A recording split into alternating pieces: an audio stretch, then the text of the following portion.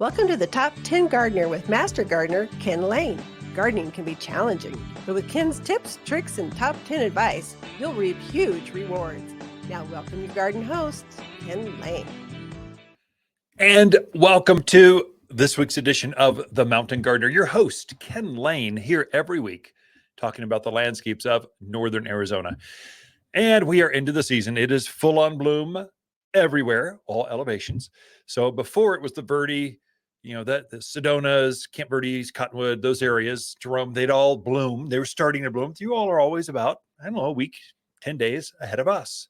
On the other side of the hill, I would say Kirkland, Baghdad, Skull Valley, you folks, Hillside, you're about a week to 10 days. I know it's lower elevation, but we're all up in the mountains. It comes down to not elevation. It comes down to really your exposure. And so the Verde, you've got the east facing, you get the sun before the folks on the other side of the hill. They're a little bit cooler. There is a little bit of elevation change. Groom Creek. Okay, you all are at well above 6,000 feet. Highland Pines, all the way. Seligman, Ashfork, Williams, they're all sort of the same. So they might be a week to 10 days behind us. But it's all here. This storm, it warmed up after that storm last weekend, and boy, it has taken off. And so what's in bloom now, you're seeing forsythia, purple leaf plums, the wild cherries, flowering quince, the winter blooming jasmines, and you're seeing your hedges starting to leaf out. The roses are starting to go. Things are starting to actually grow. And you're seeing this actively happen by the day at this point.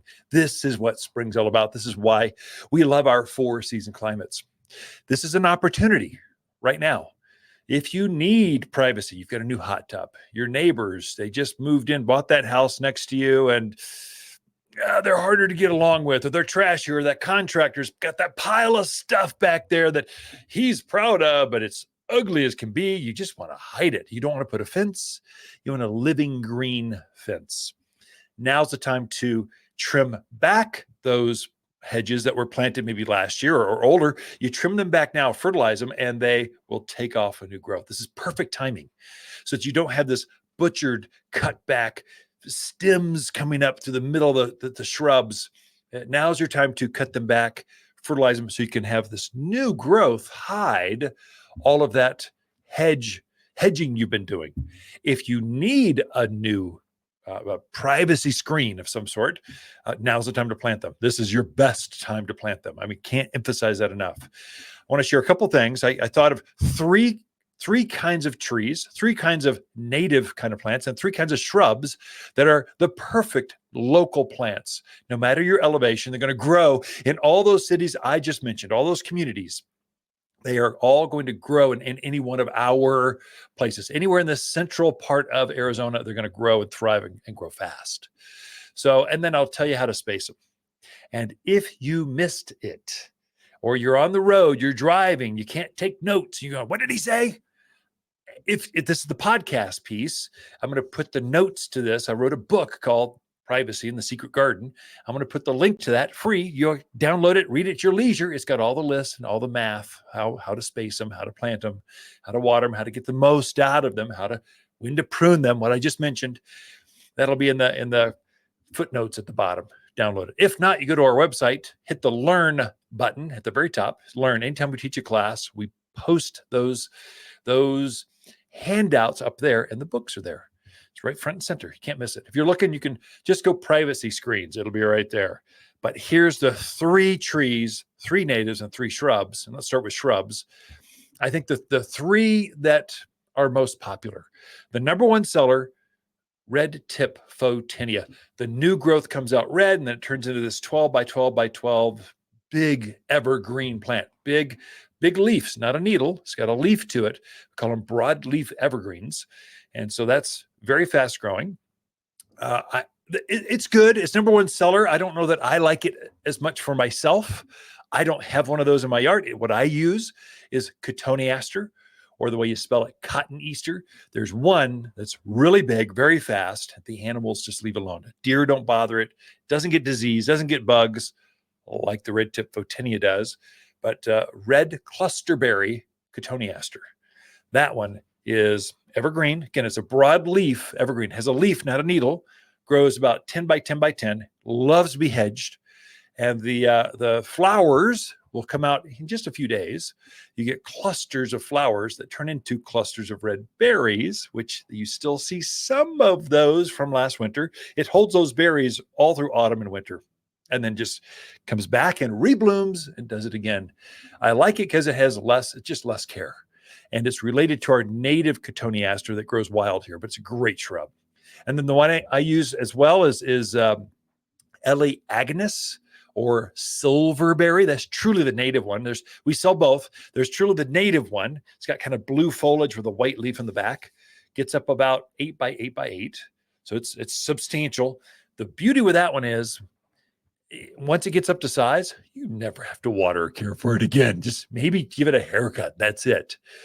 There's one that's related to that. It's also a silverberry. It's called Gilded Edge Silverberry. We took the same native and we put a gold edge around it. So now it's variegated. It looks really good with those mocha colored rocks, that darker landscapes that's kind of popular right now. It shines, it pops better. Again, native. It adapts. Once it gets up to size, you never have to water or care for it again. It's great. There's 3 shrubs. 3 kind of native-y looking, upper kind of juniper looking things. I in my front yard, I use juniper. There's nothing tougher. I mean, junipers are you can't kill them. Animals don't eat them. Bugs don't get on them. They just adapt. They love growing here. We have huge forest of junipers. Now, you're having allergies right now because the native male junipers are pollinating the planet right now. I can feel my eyes itching right now. Sneezing, coughing, just all those allergy things. For the love of gardening, if you're going to think about a juniper hedge, don't plant a male juniper. The females don't have the pollen.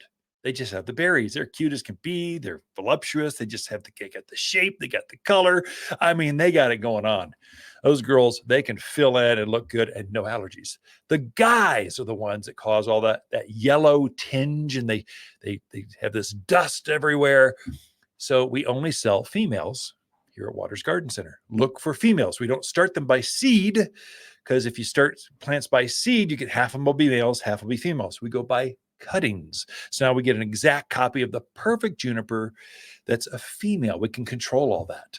And so I personally use Spartan juniper. I'm up in the chaparral up above the high school here in town, and it's that chaparral, manzanitas and junipers and ceanothus, these native scrub oak areas. I've got a lot of blue.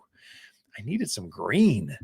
And so that one actually took off, and it looks fantastic with just the green. I've got a green hedge. Now, junipers, you get bigger size.